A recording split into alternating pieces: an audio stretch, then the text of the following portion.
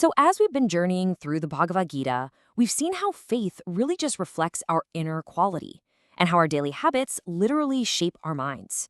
And now, Krishna brings it all home with a really powerful new way of looking at a word we all kind of struggle with: discipline.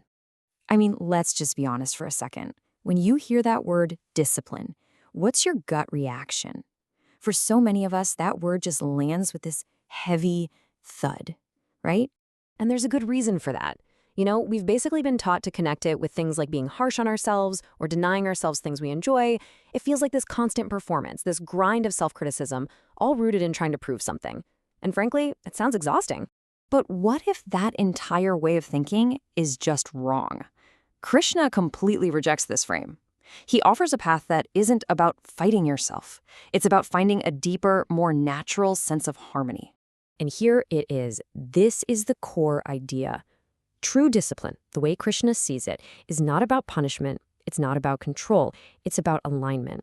It's the daily practice of getting your physical actions, your words, and your thoughts all on the same page in a state of, coherence. So let's break this down layer by layer, starting with the most obvious one, the one we can see and touch, the discipline of the body. Now, what's really fascinating here is that this has nothing to do with aesthetics, or hitting a new record at the gym. This is about ethical presence. It's about acting in ways that don't cause harm, actually listening to and respecting your body's limits, and simply showing up with consistency for what you need to do. And this just says it all, doesn't it? When your body is aligned, it's not something you have to conquer every single day. It becomes this stable, reliable instrument that supports you, instead of being a battlefield of constant struggle. All right, so from the physical, we move to something that we often don't think about nearly enough: the immense power and alignment of our speech. See, for Krishna, disciplined speech isn't about being quiet all the time. It's about being intentional. So the questions to ask are my words true? Are they kind? Are they actually necessary? And here's the big one. Do they create a sense of calm, or do they just stir things up and agitate the situation? Just let that one sink in for a second. We can believe all kinds of wonderful things about ourselves, right? But the way we speak, the actual words we choose, the tone we use, that is a direct printout of what's going on inside. It's the difference between words that connect and words that wound, and it shows our inner quality almost instantly. And of course, that brings us to the final and deepest layer of discipline, the place where all the chaos, or all the coherence, really begins, inside our own minds. Now, this is not about trying to suppress your thoughts or force yourself to be positive. It's about cultivating a quiet awareness, a sense of contentment. It means you can notice a thought without spiraling into a full-blown panic attack, or you can feel an emotion without completely drowning in it. It's all about changing your relationship to your thoughts. And what happens when you do that? Well, instead of a chaotic storm, your mind becomes a place of observation.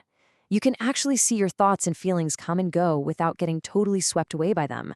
You create this little bit of space between you and your mental reactions.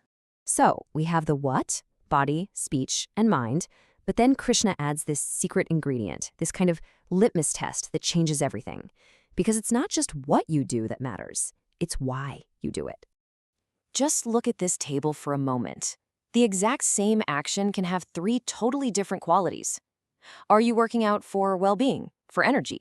That's sattvic. It's clarifying. Or is it to build a vanity physique to impress other people? That's rajasic or ego-driven. Or even worse, are you doing it to punish your body? That's tamasic, which is harmful.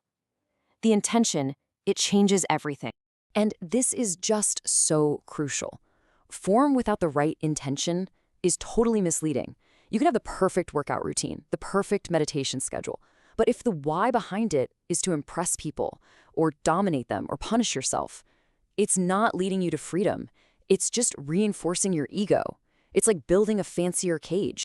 So how do we actually apply this in our modern world, which is so obsessed with productivity and self-optimization? Well, here's a really simple feedback loop. Just ask yourself, is my discipline leading to more agitation, more burnout? Does my life feel tighter, more constricted? If so, that's a huge sign of misalignment. On the other hand, true aligned discipline actually increases clarity. It's sustainable, and it makes life feel simpler, more spacious. This teaching really completes such a vital arc for us. First, we examine our faith. Then we see how our habits need to support clarity. And now we see that discipline has to align our entire being. It shows us that spirituality isn't just some belief system, it's a way of living coherently.